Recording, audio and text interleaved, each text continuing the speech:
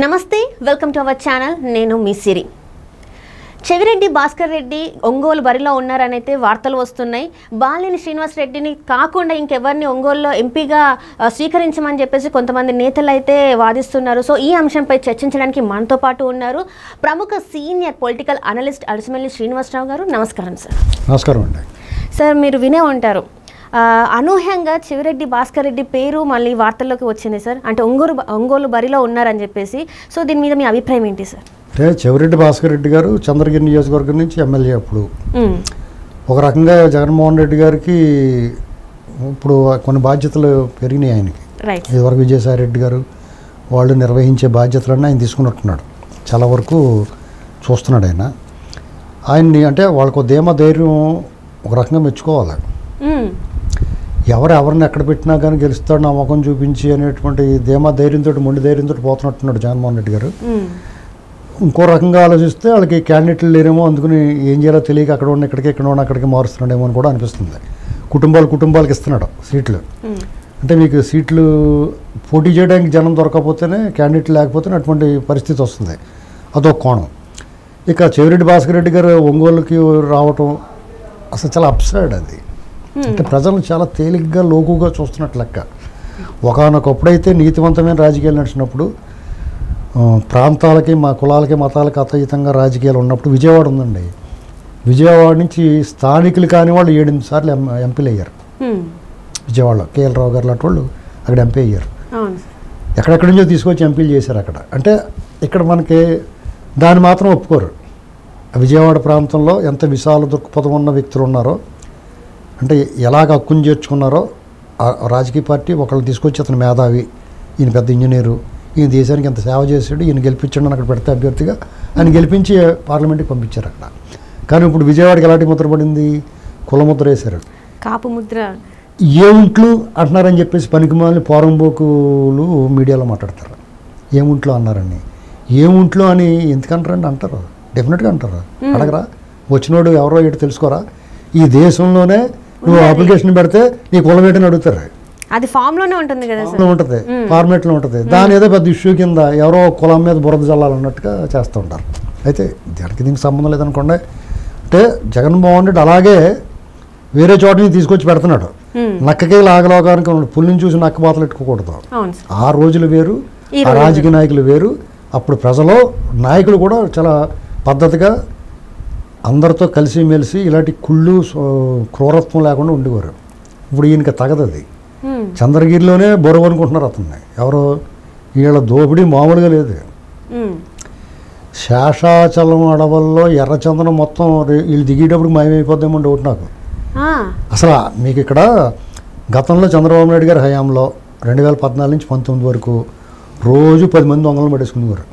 10 మంది దొంగలనే 50 దొంగలు పట్టుకునేవారు. దొంగలు అంటే తెలుసు కదా, ఎర్రచందనం దొంగలు. ఆ ఎర్రగుంట్ల పోలీస్ స్టేషన్ అక్కడ ఎక్కడ పోయిన వ్యాన్లు సీజ్ అయిపోయిన వ్యాన్లో ఆ ఎర్రచందనం దొంగలు ఇవన్నీ పెద్ద స్టోరేజ్ ఉండేది. ఇప్పుడు అలాంటిది ఏం జరగట్లేదు. ఎన్కౌంటర్ కూడా జరిగింది ఆ దొంగలను పట్టుకుని.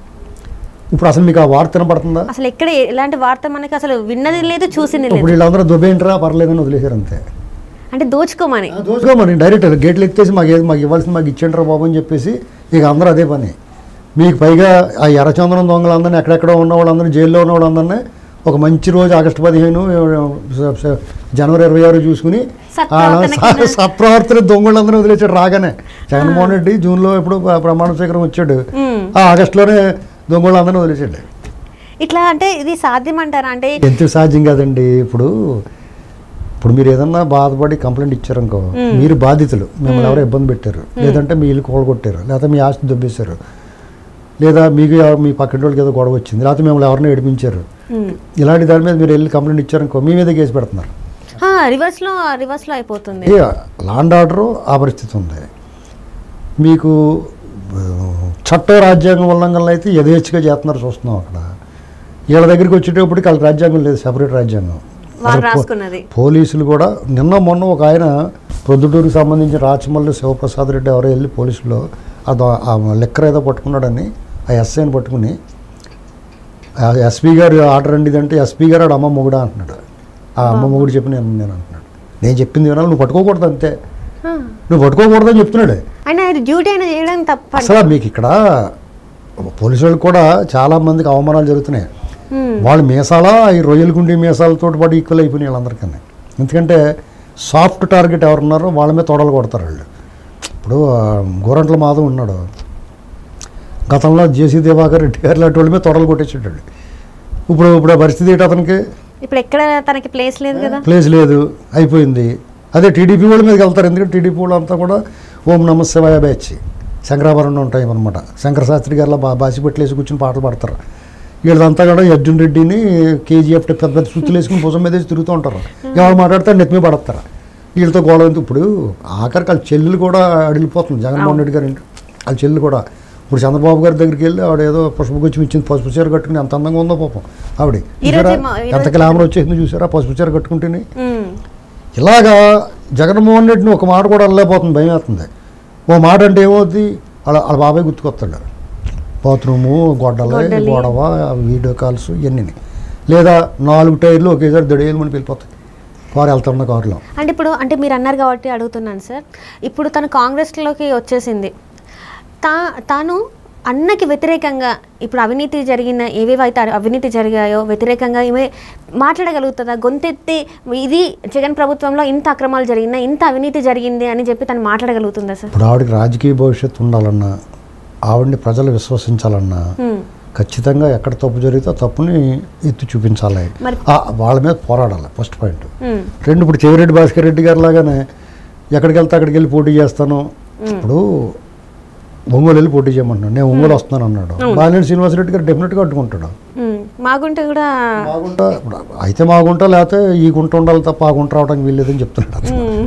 కాబట్టి వాళ్ళదంతా ఏకసత్రపత్యం కింద నడిపిస్తున్నాడు.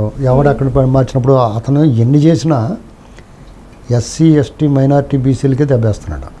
వాళ్ళు గొంతెత్తి మాట్లాడలేకపోతున్నారు. వాళ్ళు ఎవరన్నా తిరిగి రివర్స్ అవుదాం అనుకుంటే, ఎవరన్నా వాళ్ళ అన్యాయం జరిగిందని మాట్లాడేయడానికో ఓపెన్గా ప్రజలు ప్లాట్ఫామ్ మీద మీలాటోళ్ళ దగ్గర కానీ లేకపోతే ఓపెన్గా ఒక వీడియో చేసి పెట్టడానికో మరుసటి రోజు అతను వేధింపులు స్టార్ట్ చేస్తున్నారు. అతను వెంటనే మళ్ళీ ఇంకో వీడియో చేసి నేను సరదాగా అన్నానని నాకు తెలియదండి బాబు అని చెప్పి మళ్ళీ కన్ఫెషన్ అయిపోతుంది. ఇప్పుడు కాపు రామచంద్రారెడ్డి అన్న అతను మాట్లాడు, అతను చాలా మంచోడు కాదు, అతను అందరికన్నా దుర్మార్గుడు. వైసీపీలో ఉన్నారంటేనే వాళ్ళందరూ కూడా ఆ మైండ్ సెట్ ఉన్న వాళ్ళు అందులోకి వెళ్తారు. కానీ చాలా మంది నాయకులు అంటే ఎంపీలు, ఎమ్మెల్యేలు, ఎమ్మెల్సీలు ఆఖరికి బయటకు వచ్చేస్తున్నారు కదా సార్. అంటే జగన్ని వ్యతిరేకించి ఆయనకి ఎదురు తిరిగి బయటకు వస్తున్నారు. మరి వాళ్ళ పరిస్థితి ఎలా ఉండబోతుంది? చెప్తారండి, ఇప్పుడు ఆ ఇల్లు బాగుంది, ఆ ఇంట్లో చాలా బాగుంటుందని చెప్పి వెళ్ళారు. నిజంగానే లైటింగ్ గీటింగ్ రంగులు గింగులు ఏసీలు భోజనాలు అన్నీ బాగానే ఉన్నాయనుకున్నారు. తర్వాత వాళ్ళు రాత్రి పడుకుని అర్ధరాత్రి కాదు ఇందులో దయ్యం తిరుగుతుంది అన్నారు అనుకో, ఏం చేస్తారు మీరు? బయటకు వచ్చేస్తారు భయపడి. ఆ దయ్యంతో పాటు పావులు కూడా ఉన్నాయండి అన్నారు అనుకో, మీరు ఉండగలరా అక్కడ? ఉండలేము. వాళ్ళు అల్టాకి లేకుండా తలుపులు వేస్తారు అనుకో, వాళ్ళు ఎప్పుడు తలుపులు తీస్తారా అని చూస్తున్నారు. ఎలక్షన్ ఎప్పుడు వస్తుందా?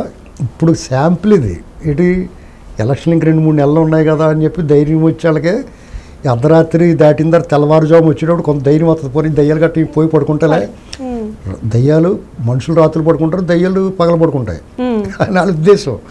వాళ్ళు ఏం చేస్తారు, తెల్లవారుతుంది కదా అని చెప్పేసి వాళ్ళు ఏం చేస్తారు, ధైర్యం చేసి తలుపుల దగ్గరికి వచ్చి తలుపులు కొడుతున్నారు బయటకు వస్తానికి. కిటికీ తలుపులు తీసి జాయిగా టీడీపీ కనపడుతుంది, జనసేన కనపడుతుందని చూస్తున్నారు. ఇప్పుడు రేపొద్దున ఎలక్షన్ కోడ్ వచ్చింది అనుకోండి, షెడ్యూల్ విడుదల చేశారనుకోండి, బిలబిల్లాడుతూ వచ్చేస్తారు బయటకు తోసుకుంటాను ఒకళ్ళు మొత్తం ఖాళీ అయిపోతారు. మీరు ఏంటి ఆయన బీఫార్మ్ ఇచ్చిన కూడా మానేస్తారు ఎలక్షన్ మీద కూడా. ఇప్పుడు యాక్చువల్గా టీడీపీ వాళ్ళు భయపడుతున్నారు అంతే, అతను ఏదో పెద్ద తోపు తురుము ఏదో చేసేస్తాడో అనుకుంటున్నారు. ఏం ఉండదండి. జగన్మోహన్ రెడ్డి కాగితం పులి, అతను బయటే బోబో, ఇంట్లో మ్యావ్.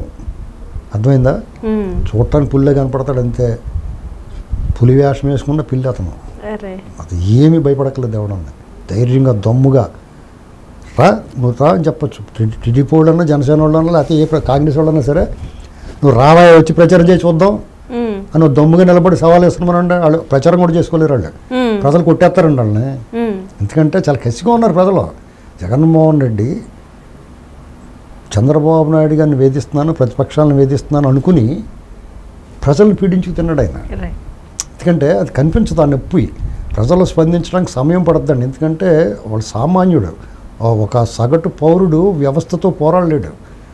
ఇప్పుడు వ్యవస్థతో పోరాడి సామాన్యుడు ఎలా పోరాడగలుగుతాడు పౌరుడు వ్యవస్థలతోటి? కాబట్టి వాళ్ళకి ఆ సమయం వచ్చినప్పుడు, ఎన్నికలు వచ్చినప్పుడు వాడు తిరగలేని శక్తివంతుడు. వాడి చేతిలో పాశుపతాస్త్రం ఉంటుంది, ఖచ్చితంగా దాన్ని ప్రయోగిస్తాడు. కాబట్టి చెవిరెడ్డ, ఇంకో రెడ్డ, వెంకటరెడ్డ, ఏ రెడ్డి అయినా వాళ్ళ కథ ముగిసింది. జగన్మోహన్ రెడ్డి దగ్గర ఉంటే ఎంత మంచి రెడ్డి అయినా కానీ చెడ్డ రెడ్డి కింద మారిపోతాడు. ఎలాంటి నాయకుడైనా కానీ వాళ్ళకి శంకులో పోస్తే తీర్థమండి. ఒక మంచి తులసి తీర్థం ఉంటుంది, మట్టి చెప్పలో పోతే మట్టి చెప్పలాగా ఉంటుంది, మంచి రంగు సీసాలో పోతే రంగు సీసాలో కనపడుతుంది. వాళ్ళున్న వాతావరణం, వాళ్ళ ఇంటిని బట్టి. ఒక వజ్రం ఉంది, రోడ్డు మీద పడేసి ఉంటే గుళకరాయి అనుకుని అది తీసి గుడికి ఆడేసుకుంటారు. అదే మీకు గుళ్ళో దొరికిందనుకో దండం పెడతారు, జాగ్రత్తగా అమ్మవారిది ఎవరిదో అనుకుంటారు. అదే పెద్ద ఈ లలిత జ్యువెలర్స్ దొరికితే 6 కోట్లన్నీ డబ్బులు ఉత్తికే రావు తీసుకోండి అంటాడు, 5.5 కోట్లు బేరమడి తీసుకుంటారు. అంటే అంత విలువ మారద్దు వాళ్ళు ఉన్న ప్లేస్ని బట్టి. మీరు షర్మిల గారు చూడండి, నిన్నదాకా తెలుగుదేశం వాళ్ళు కూడా అమ్మని ఏదో అనివ్వరు వైసీపీలో ఉన్నప్పుడు. అలాగే ఇప్పుడు చంద్రబాబు నాయుడు గారి దగ్గర పుష్పగుచ్చం పట్టుకెళ్ళింది, పసుపు చీర కట్టుకుని మెరిసిపోతుంది, తలతలమంటనే పట్టుకెళ్ళి ఎంత అందంగా కనపడుతుందో. అలాగే మారిపోతారు వాతావరణాన్ని బట్టి అంతే. చెవిరెడ్డి చంద్రగిరిలో ఆల్రెడీ కుక్కర్లో, వాషింగ్ మిషన్లో, తిరుపతి లడ్డూలు, క్యాలెండర్లో, డైరీలు ఇవన్నీ పంచి పెడుతున్నాడు. అవన్నీ తీసేసుకుని ఏమనుకోకండి ఈసారి మిమ్మల్ని ఓడిస్తున్నామని చెప్తారు. Right sir, right. Thank you so much sir.